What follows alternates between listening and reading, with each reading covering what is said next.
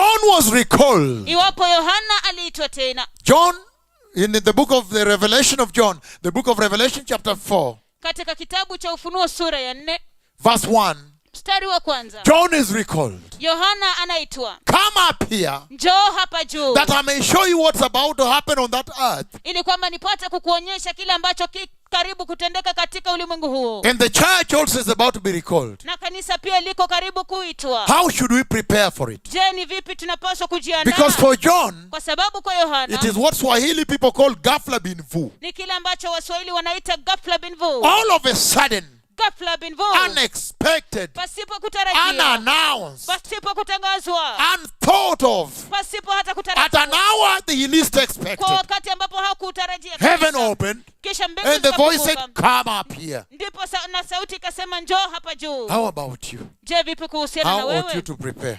Jinsi gani wapaswa kujiandaa? 1 Thessalonians, blessed people. Wathesalonike wa kwanza, watu wabarikiwa.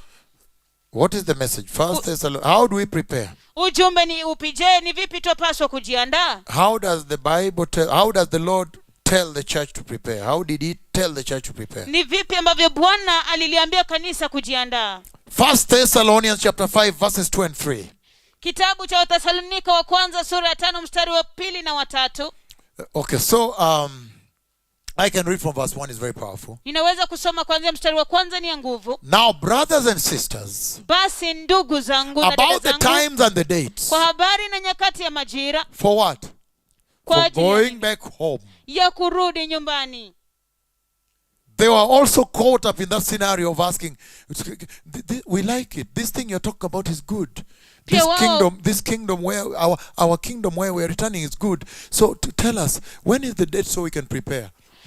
Nao pia walipatikana katika hali hii ambayo walikuwa nasema ya kwamba tunapenda. Haya yote umesema tumependezwa nayo sana. Haya yote ambayo umesema tumependezwa nayo sana. Tunataka twende sasa kwa hiyo ufalme umesema. We want to go back to that kingdom you're talking about. Tunataka tuende sasa katika huo ufalme ambao umesema. But tell us, when will it be? What will be the dates and the time so we can prepare well? Lakini tuambie, je, itakuwa wakati upi, majira gani na nyakati zipi, ili kwamba tukapate kujiandaa vyema? So that we may not remain. I don't want to remain. Ili kwamba tusije tukabaki, sitaki kubaki. And then the answer came like this. Kisha jibu likakuja namna hii. How to prepare.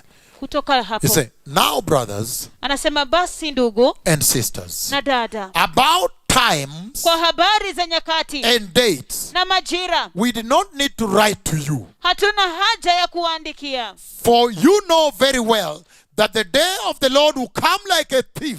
Kwa kuwa mnajua vyema kabisa ya kwamba siku ya Bwana itakuja kama mwivi, In the middle of the night. ajapo usiku. While people are saying peace and safety, Wakati watu wanaposema kuna amani na usalama, all of a sudden the tribulation, destruction will come upon them suddenly. ghafla bin vu, dhiki, maangamizi itawajia ghafla. As labor pains of a pregnant woman. Kama vile utungu mjiavyo mwanamke mwenye And they will mimba, not escape. wala hawatatoroka.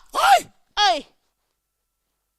How do we prepare for this sudden recall? Je, You have been called back home as a church. Je, ni vipi tunavyojiandaa kwa ajili ya huku kuitwa kwa kighafla nyumbani? He's saying, Anasema all of a sudden, ghafla bin vu, at an hour you least expect, kwa wakati usiotarajia, like a thief.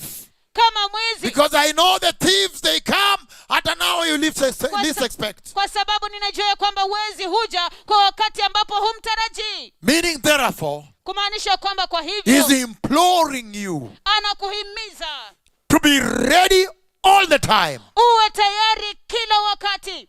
He's saying if going into that kingdom is righteousness, Anasema kwamba iwapo kuingia katika ufalme huo ni uhaki, if you need holiness to enter that kingdom, iwapo unahitaji utakatifu kuingia katika then you have to be ufalme huo, righteous and holy all the time, basi so that when you are recalled, you are ready. basi unahitaji kuwa mwenye haki na mtakatifu kila wakati, ili kwamba utakapoitwa uwe tayari At an hour you least expect. kwa wakati ambao hukutarajia kabisa. Hallelujah. Hallelujah.